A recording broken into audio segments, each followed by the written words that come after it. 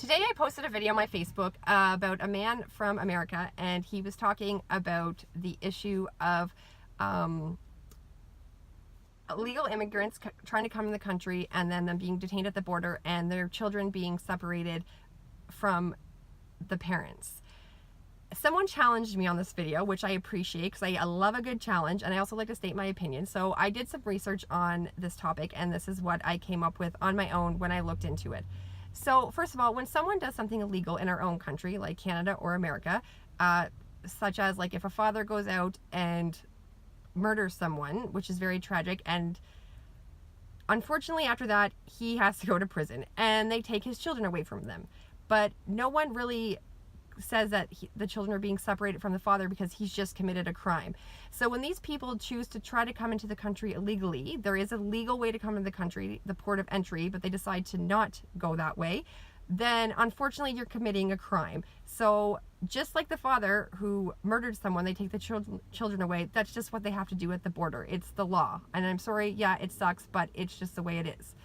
Another thing that happens is sometimes when people bring these children over, they aren't even related to them. They can't even prove that they're related or that they're parents. They're using these kids as mules, and if they don't take them away from them and they do make it into the country, they can dispose of these kids how they want. So they can basically abandon them, and they can use them for things like human trafficking, which we know I'm super against. It's a big problem in the States. And the Border Patrol officer talked about girls as young as 12 that had Plan B, or their parents had put them on birth control because part of the problem coming in the country was they could get raped. So this is what the parents were subjecting their kids to. Some of the kids were coming over without their parents. They were coming over alone.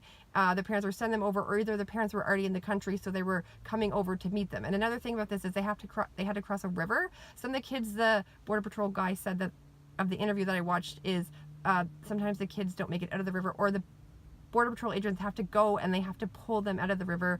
There's children that are dying in front of them because of heat stroke or because the trek is so long to get into America.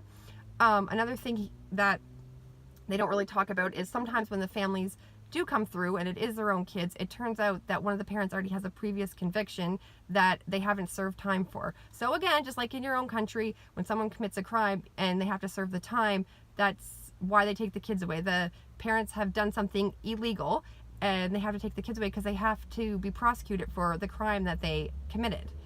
And I know the detention centers kind of puts a negative aspect on it, and it doesn't seem like the most pleasant place to be, and I understand that because it kind of makes them seem like children seem like criminals, but at the same time there's tens of thousands of kids, so perhaps detention centers isn't the best way to word it, but they do need to put them in a larger facilities because it's not like they can fit them in a 3-bedroom home because they're just not all going to fit. Sorry guys.